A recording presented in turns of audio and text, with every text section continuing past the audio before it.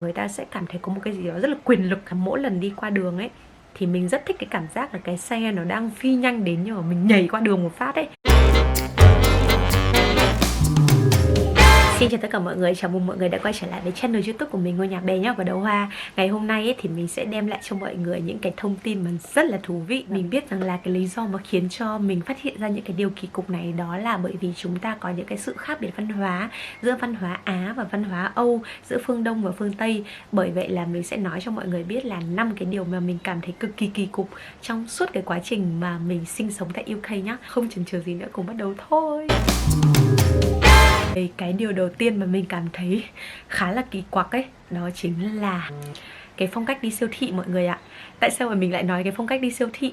Như kiểu ở Việt Nam bình thường thì chúng mình sẽ đi siêu thị ở chợ này hoặc là ở siêu thị này. Thì khi mà chúng ta đi siêu thị ấy, thì chúng ta sẽ có cái thói quen là cái đồ này hạn sử dụng là bao nhiêu này, cái đồ này còn tươi hay là không tươi này. Giống như mình chẳng hạn, mình đi mua trứng ở bên này thì mình sẽ cầm quả trứng lên và mình sẽ đây có phải quả trứng ở UK không, và nếu là quả trứng ở UK thì nó khác gì với quả trứng ở Việt Nam, và cầm lên xem một tí thôi, không mua, nhẹ nhàng đặt xuống và di chuyển. Mà cái thời điểm mà mình sang bên này là cái hồi đấy là cái hồi tháng 1, khi mà mình đi mua một cái bánh mì ấy thì mình cũng đặt cái bánh mì đấy lên và mình hay có cái thói quen là cầm lên sờ nắn để xem rằng là cái calories ở trong cái bánh mì đấy nó là bao nhiêu. Nhìn rất là nhiều thành phần nguyên liệu rồi đủ các thể loại để có thể quyết định rằng là mình có mua cái bánh mì đấy hay không. Nhưng mà khi trong cái quá trình mà mình mua cái bánh mì đấy ấy, thì mình thấy là rất nhiều người cũng muốn mua bánh mì giống mình, nhưng họ chỉ đứng cách mình 3 bước chân và họ sẽ tia cái mắt của họ. Và sau khi họ tia xong ấy thì họ sẽ lấy cái bánh mì đấy và họ lấy luôn, chứ họ không cầm nắn sờ nắn. Cũng cảm thấy khá là lạ lùng là tại sao mà họ lại làm như vậy. Cho đến khi mà mình đi siêu thị với cái thằng bạn của mình thì nó cũng là người Anh. Thì khi mà mình với nó đi mua chai nước, nó giải thích với mình là bình thường bọn ta đi siêu thị sẽ là kiểu đứng một cái khoảng cách đối với cái sản phẩm đấy, sau đó là sẽ nhìn ngắm cái sản phẩm đấy và sẽ quyết định rằng là mình sẽ lấy cái nào. Mà khi mà mình lấy thì mình sẽ lấy luôn, chứ mình sẽ không cân đo đong đếm. Và đó là một cái điều mà mình cảm thấy khá là kỳ cục và khá là khác biệt đối với văn hóa của Việt Nam mình. Điều thứ hai mà mình muốn chia sẻ với mọi người ấy, đó chính là cái cách nhìn của người phương Tây và cách nhìn của người phương Đông về cái việc ánh nắng ở bên này. Tại sao mình lại nói như vậy? Bởi vì nó rất là buồn cười ấy. Có một lần đi ăn uống ở một cái công viên, thì lúc đấy là trời nắng rất là to và trời nắng rất là đẹp. Thì tất cả bọn mình, cái điều mà bọn mình muốn ấy là bọn mình sẽ đi tìm cái bóng râm to để bọn mình ngồi và ăn, để cho ánh nắng nó không chiếu vào trong cái chỗ của bọn mình, để có thể bảo vệ được làn da trắng trẻo. Nhưng mà trong lúc bọn mình ngồi dưới cái tán cây đấy thì ở ngoài kia một cái đám cỏ xanh rờn, có khoảng độ hơn 50 người đang nằm ở đấy. Như kiểu văn hóa Việt Nam của mình ra ngoài đường sẽ là Bịt khẩu trang này, kín từ đầu đến chân này, rồi bôi kem chống nắng các kiểu từ A đến Z để bảo vệ làn da này. Thì bên này họ không như vậy. Có một cái chuyện buồn cười, đó chính là cái lúc mà chuẩn bị đi cắm trại đấy thì mình nghĩ rằng là ôi kem chống nắng hết rồi, phải ra siêu thị mua ngay một cái thể loại kem chống nắng mới thôi. Thì lúc đi ra siêu thị, wow, thấy một loạt sun cream ở đấy và mình cảm thấy wow, cả một thiên đường. Nhưng không mọi người, đó không phải là kem chống nắng, mà đó là cái thể loại kem mà người ta sẽ bôi lên trên người sau khi mà người ta tắm nắng. Oh my god! Tất nhiên là mình sẽ vẫn tìm thấy cái thể loại kem chống nắng của mình, thế nhưng mà nó chỉ chiếm khoảng độ 20% trong cái gian hàng bán sun cream đấy thôi. Và còn lại thì sẽ là thể loại tanning cream ấy, tức là bôi lên người để cho làn da của mình chắc khỏe. Những cái người mà da ngăm ngăm hoặc là da không trắng thì mà kiểu da đỏ đỏ kiểu đen đen ấy, thì thể hiện là họ được đi rất là nhiều nơi và họ đã kiểu có rất là nhiều trải nghiệm thì họ mới có cái làn da như thế. Xong mình kiểu ok fine. Cái điều thứ ba mà mình nghĩ rằng nó cũng rất là kỳ cục ở bên này, đó chính là ấy, những cái dụng cụ ở bên này ấy, có những cái dụng cụ ấy nó không thể tiên tiến bằng Việt Nam mọi người ạ, và nó rất là kỳ. Mình biết rằng là nước Anh đi trước nước Việt Nam của mình bao nhiêu năm và họ rất là phát triển, họ rất là văn minh. Thế nhưng mà có những cái mà mình phải công nhận rằng họ không thể nào bằng Việt Nam và họ cũng không thể nào văn minh được như Việt Nam. Đó chính là 3 thứ sau. 1 là cái vòi nước rửa tay, 2 là cái vòi xịt mông, và 3 là cái chổi quét nhà. Mình không thể hiểu tại sao ở một cái đất nước văn minh mà họ lại không không thể tìm ra được một cái vòi xịt mông hay là thể loại là nước rửa tay pha giữa nóng và lạnh.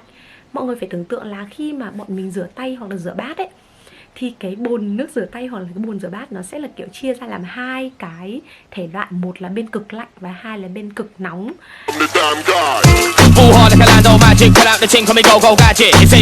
Mọi người muốn dùng, mọi người sẽ pha cái nước đấy ra giữa để mọi người dùng. Cái vòi xịt mông cũng như vậy, đi vệ sinh thì chúng ta sẽ không có bất kỳ cái vòi xịt nào bên cạnh cả, và chúng ta sẽ phải sử dụng giấy thay vì sử dụng vòi. Và mình cũng tìm hiểu được rằng là cái lượng nhựa để có thể sản xuất ra được những cái vòi để có thể rửa mông ấy, thì nó là một cái lượng nhựa rất là lớn, và bên Anh họ không muốn sản xuất những cái lượng nhựa lớn như vậy. Thế nên là họ đã quyết định là sẽ không có cái vòi xịt mông mà mọi người sẽ sử dụng giấy. Mình thật sự rất là nhiều Việt Nam ấy, và trong khi ở Việt Nam thì có rất là nhiều cái bồn cầu hiện đại rửa mông tự động chẳng hạn, cũng có thể tự vệ sinh được mà không cần nhờ người giúp nữa. nó rất là hiếm hoi mọi người. Và có một cái nữa nó không văn minh nữa, đó chính là cái chổi lau nhà. Mình cũng không hiểu là tại sao bên này cái chổi lau nhà nó lại cứng đến như vậy. Mọi người có biết những cái chổi mà mình để dùng quét sân ở Việt Nam không? Kiểu ở Việt Nam mẹ mình hay tưới cây ấy, thì nó sẽ ướt cái sân đấy và mẹ mình sẽ sử dụng cái chổi nó rất là cứng để kiểu quét cái phần nước đi ấy. Thì ở bên này cái chổi đấy nó chính là cái chổi quét nhà. Mà mình cũng không hiểu là tại sao kiểu cái chổi đấy nó có thể quét nhà được ấy, bởi vì khi mà quét rác ấy thì cái rác nó không đi, cái rác nó vẫn nằm đấy, và kiểu nó không thể hút được toàn bộ bụi ấy. Nói chung là mình rất là không thích cái chổi đấy một chút nào. Cái điều tiếp theo mà mình cảm thấy khá là kỳ cục ở bên Anh ấy, đối với bản thân mình và đối với trải nghiệm của mình thôi, đó chính là cái cách ứng xử của các bạn nam đối với các bạn nữ ở bên này. Thì các bạn nam phương Tây họ không được dạy cách năn nỉ người khác, họ cũng không được dạy cách dỗ dành người khác. Ví dụ như là dỗi nhau đi chẳng hạn. Các bạn nam ở Việt Nam thì các bạn ấy sẽ kiểu dỗ dành cho đến khi nào mà các bạn nữ hết dỗi thì thôi. Các bạn ấy sẽ đứng trước cửa nhà đợi 1 đến 2 tiếng chẳng hạn, đứng đợi để cho các bạn nữ hết dỗi. Thế nhưng mà ở bên này thì các bạn phương Tây thì các bạn ấy sẽ kiểu như là sẽ chỉ xin lỗi một lần nếu như các bạn ấy sai, và sẽ không bao giờ có sự xin lỗi lần thứ hai. Nếu như xin lỗi lần 1 mà bạn nữ đấy vẫn dỗi thì các bạn nam đấy sẽ không xin lỗi lần 2 nữa và cũng sẽ không năn nỉ nữa. Nếu như cái lỗi đấy là của bạn nữ thì cái bạn nữ đấy phải tự đi xin lỗi. Wow! Oh my God! Có một lần mà mình đi taxi với cả người bạn nam của mình, thì cái bạn nam đấy là người Anh mà, thì bạn ấy đang định mở cái cửa xe cho mình nhá, đang định thò tay ra mở cái cửa xe cho mình. Thì lúc đấy bạn ấy quay ra nhìn mình, bạn bảo là kiểu như là em có muốn mở cửa xe không? Kiểu mở xe đó là một cái hành động chứng tỏ cái việc là ga lăng của người đàn ông, và nếu là con trai Việt ấy thì các bạn ấy sẽ mở ngay lập tức mà không cần phải hỏi luôn, kiểu mở ngay. Cũng là con gái mà tại sao lại hỏi như vậy, chẳng lẽ nghĩ mình đàn ông lực lưỡng hay sao mà kiểu không. Nhưng mà thật ra đây là một cái rất là khác biệt về văn hóa mà mình cũng tìm hiểu được.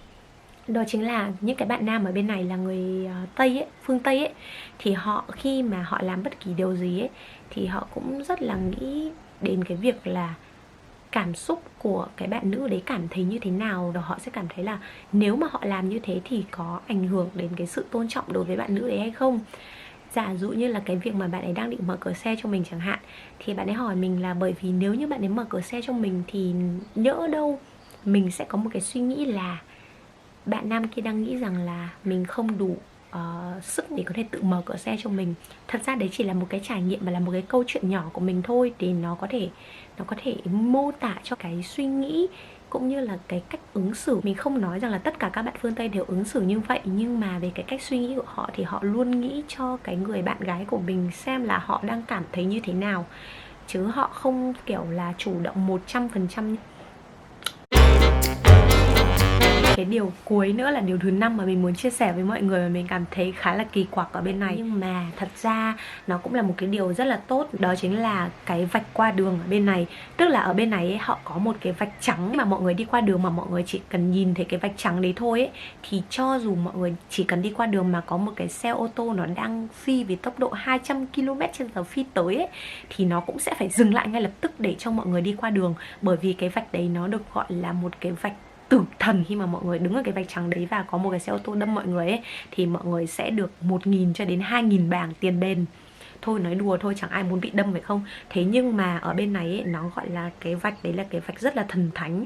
Và khi mà người ta đi qua đường, người ta sẽ cảm thấy có một cái gì đó rất là quyền lực. Giống như là mỗi ngày mà mình đi học thì từ cái chỗ mà mình ở đến trường của mình thì sẽ phải có 3 cái vạch trắng như vậy. Thế nên là mỗi lần đi qua đường ấy thì mình rất thích cái cảm giác là cái xe nó đang phi nhanh đến, nhưng mà mình nhảy qua đường một phát ấy thì người ta sẽ phải ngay lập tức dừng lại. No, God! No, God, please, no! No! No! Mình thích cảm giác đấy thôi, nhưng mà chưa bao giờ mình dám làm thế cả, bởi vì mình rất là sợ người ta đâm mình. Nhưng mà khi mà người ta sản xuất ra cái vạch như vậy ấy, nó là một cái rất là hay. Ví dụ như mọi người mà đi bộ sai ấy, mà không đúng cái vạch trắng đấy ấy, thì cho dù cái ô tô có đâm cái người đi bộ thì người đi bộ sẽ phải đền cho cái ô tô và sẽ phải chịu toàn bộ trách nhiệm. Yay! Và đó là 5 điều mình cảm thấy khá là kỳ quặc và cũng rất là thú vị ở Anh Quốc. Hy vọng rằng là mọi người đã yêu thích cái clip này và mọi người cảm thấy đây là những cái điều mà khá là khác biệt so với Việt Nam. Mình rất là vui bởi vì mọi người đã xem đến cái giây phút này để có thể nghe mình chia sẻ và nói chuyện. Nếu như mà mọi người thật sự yêu thích và muốn nghe nhiều câu chuyện của mình hơn nữa thì đừng ngại nhấn đăng ký cho mình nhé. Vì mình sẽ ra thật nhiều clip, nó sẽ có những cái nội dung khác nhau nhưng chủ yếu sẽ là về cuộc sống ở bên Anh. Thế nên là cảm ơn tất cả mọi người và hy vọng rằng là sẽ gặp mọi người trong những cái clip tiếp theo. Bye bye!